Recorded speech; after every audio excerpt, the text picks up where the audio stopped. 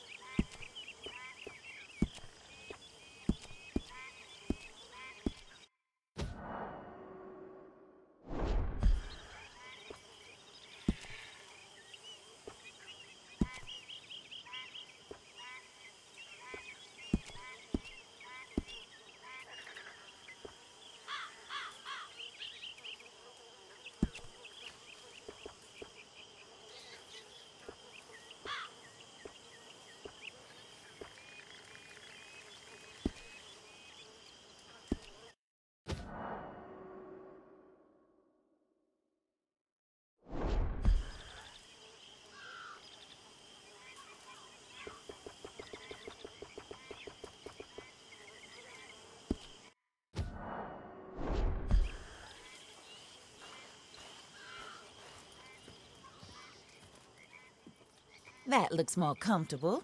Hawley, Here, madam. your very good health. I suppose it beats dying, Mrs. Leclerc's husband was murdered by one of his business partners. And I intend to find out which one. Or rather, I intend for you to find out. And kill them. You're the only person I could possibly trust to do whatever it takes. Because you and your accomplices, you're the only other victims of their lies still alive. You see, you walked into the town at approximately the same time my husband was shot in the back, but by another gun, firing different bullets to those you possessed when you were arrested. These bullets. This was their mistake. You were rounded up and sentenced to death, all because you came to town and didn't talk too much and seemed like you were nasty. Anyway, here they are, the people who run Blackwater. Mr. Jeremiah Shaw, banker, real estate speculator, and crook.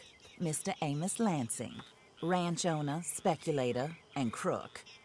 Mrs. Grace Lansing, his wife, society patroness, lover of the arts, crook, and my former best friend. Teddy Brown, her disgraced brother, outlaw, wanted man, and still in contact with them. All I ask of you is your help in finding out quite what happened. Mrs. Leclerc would like to help you get back on your feet. Get back to work. Whatever your work may be, I don't judge. You want to rob? Rob. You want to save innocent folk? Do that as well.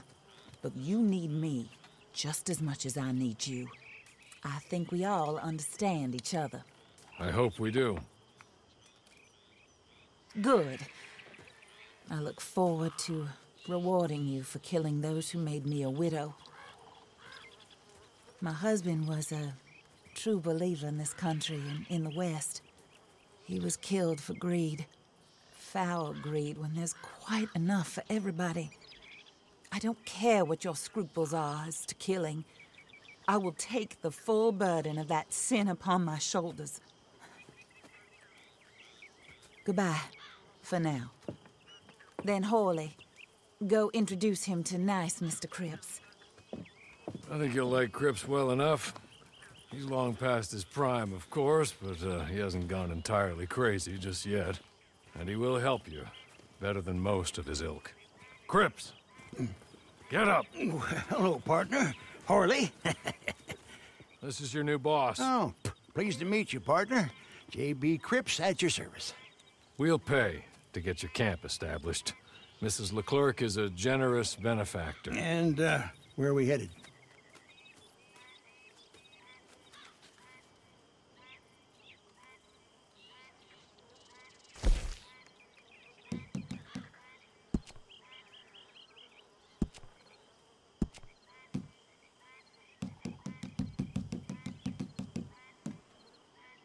Oh, sir.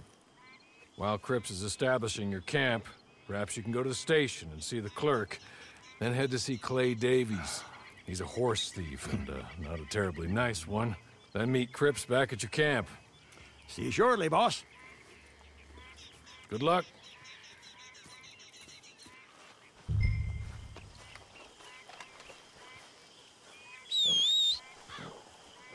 I'm sure you're tired. Get this done and you can rest.